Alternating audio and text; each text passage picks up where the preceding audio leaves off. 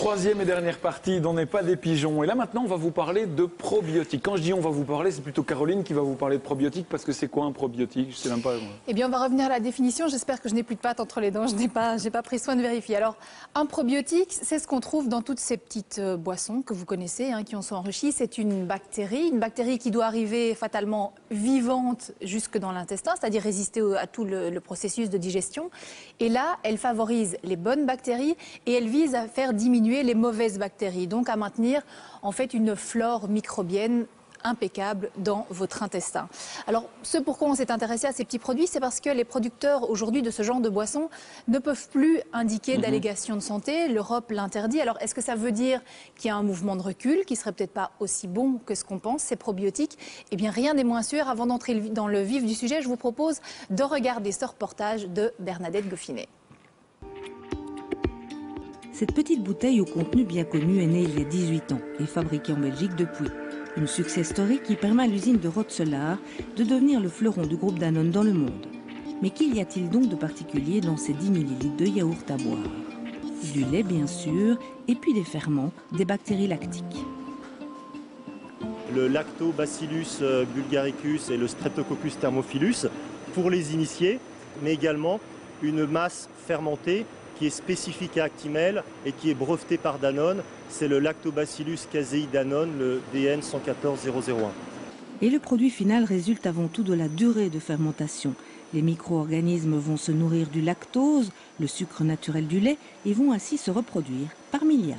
On a ici donc notre Lactobacillus casei qui a besoin de 3 jours avec une température spécifique pour justement se développer et garantir dans chaque bouteille 10 milliards de ces bactéries pour le consommateur.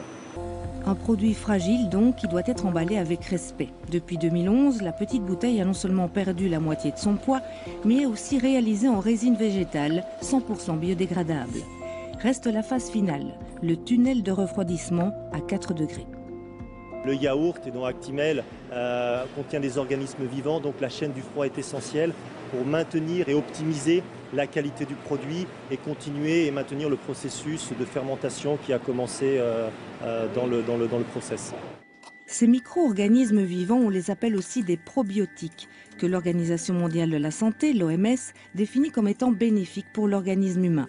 Mais voilà, les dernières directives européennes empêchent les producteurs d'annoncer publiquement les effets santé de leurs produits, même si, comme chez Danone, de nombreuses études cliniques, sur l'homme donc, ont été réalisées. D'une part, l'antibiothérapie et les problématiques de diarrhée. D'autre part, les affections hivernales auprès de différents types de populations. Et ensuite, le vaccin contre la grippe saisonnière. D'accord, mais malheureusement, vous ne pouvez pas nous en dire plus. Il va falloir qu'on aille voir quelqu'un d'autre. Je ne pourrai pas vous en dire plus dans le cadre réglementaire actuel. Ces études de chez Danone, Bruno Pot de l'Institut Pasteur de Lille les a déjà lues, comme des milliers d'autres. Il y a tellement d'études cliniques qui ont montré un effet positif sur la santé de certaines souches que c'est dommage que les producteurs de ces souches, en général, ne peuvent plus s'exprimer sur les probiotiques et sur ces produits. Les meilleurs résultats portent sur notamment toutes les recherches qui sont faites au niveau du microbiote, donc l'importance de la flore intestinale, qui montrent un effet phénoménal sur la santé. C'est des articles qui ont été publiés dans des meilleurs des journaux. Toutes les souches probiotiques n'ont pas encore prouvé leur efficacité, loin s'en faut. Mais selon certains scientifiques, l'avenir confirmera leur véritable potentiel santé. On peut dire quoi? Bel avenir pour les probiotiques alors? En tout cas, ce qui est certain, c'est que l'intestin joue un rôle majeur dans notre santé et qu'en le renforçant, c'est notre état général qui pourrait clairement être amélioré. Le monde scientifique par rapport aux probiotiques, il dit quoi?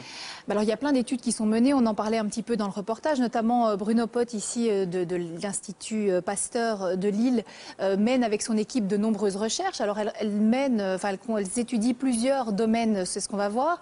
Il pourra avoir des effets bénéfiques sur des maladies inflammatoires ou auto-immunes, l'asthme, l'eczéma, sur des maladies inflammatoires chroniques de l'intestin, sur l'origine du diabète de type 2 ou encore sur les dérèglements dérèglements, non pas de la flore intestinale, mais des dérèglements du métabolisme ou de l'obésité. Enfin, tout ça pourrait être induit par des dérèglements de la flore intestinale. Donc c'est quand même assez important, même si aujourd'hui le problème c'est que toutes les souches ne sont pas étudiées et que si on prend les souches les plus étudiées comme le lactobacillus ou je vais le retrouver, le bifidobacterium, qui sont les souches les plus étudiées, eh bien on ne sait pas encore si toutes les souches sont bénéfiques ou pas. C'est pour ça qu'il faut un petit peu se méfier.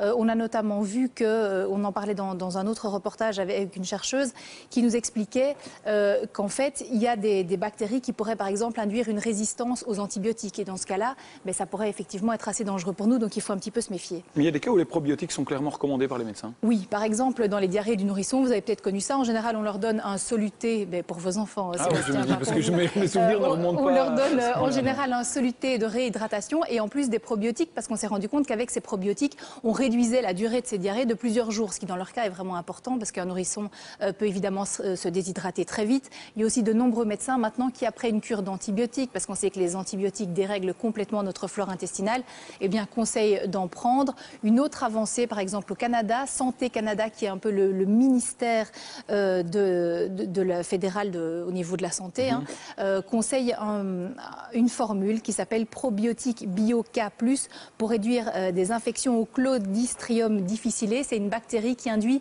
1000 décès par an au Canada, c'est quand même important.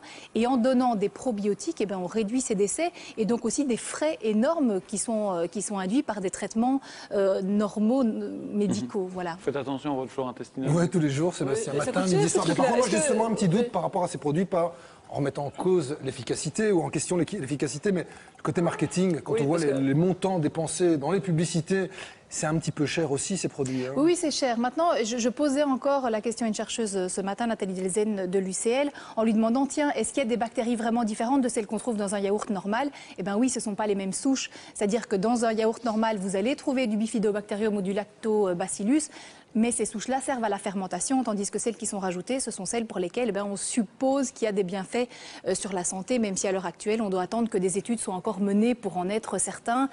Mais d'après ce qu'on a entendu dans le reportage, il y a un bel avenir quand même qui est annoncé pour ces probiotiques. Oui, on a l'impression qu'on nous pousse à acheter ça et à en boire tous les jours, quoi, en fait. Oui, mais oui, on dit oui ou non aux probiotiques alors? Alors j'en parlais encore avec le professeur Paco de l'ULG. Il me disait, n'oublions pas qu'une alimentation normale, en principe, alimentation équilibrée, nous fournit tous les probiotiques dont on a besoin. Maintenant, d'après ce qu'on a pu entendre dans le reportage, il y a quand même beaucoup de choses qui pourraient être soignées grâce à ces probiotiques. Donc, voilà, la prudence s'impose, comme toujours. On ne peut pas en dire plus pour l'instant, mais ce qu'on sait, c'est qu'en principe, quand même, il y a de belles voies qui s'ouvrent à nous. Et je vous propose d'ailleurs de regarder, pour conclure, un petit extrait d'une interview qu'on avait faite il y a quelques mois de Nathalie Delzen de l'UCL. Regardez. Effectivement, il y a un engouement, mais je crois que c'est une science qui mérite d'être développée et où toutes les personnes de l'art de guérir doivent se mettre ensemble pour essayer de comprendre comment ça fonctionne et juger l'efficacité. Voilà, de belles perspectives d'avenir, mais on ne peut pas dire ruez-vous sur ces probiotiques parce qu'aujourd'hui, il n'y a pas assez d'études qui en ont démontré l'efficacité. Comme dit Mickaël, c'est pas bon marché, mais en même temps, on a appris tout à l'heure qu'on avait quand même beaucoup d'argent oui, bien sûr, en banque avec Jean. Donc, voilà, faites ce que vous voulez chez vous, mais... En tout cas, quand on voit qu'au Canada, ils sont prescrits parce qu'il y a des maladies évitables grâce à ça, que dans certains cas, les médecins les recommandent également, on sent que c'est un domaine qui progresse. En tout cas, maintenant, on ne va pas vous dire ruez-vous sur ces produits, parce qu'il n'y a pas encore assez de preuves qui sont... Ça ne fait pas grossir. Parce que c'est fort sucré. Non, ça fait 40 calories, le petit flacon. Réaction, commentaire, lâchez-vous sur le sujet via la page Facebook de l'émission, via le site rtbf.be/pigeon.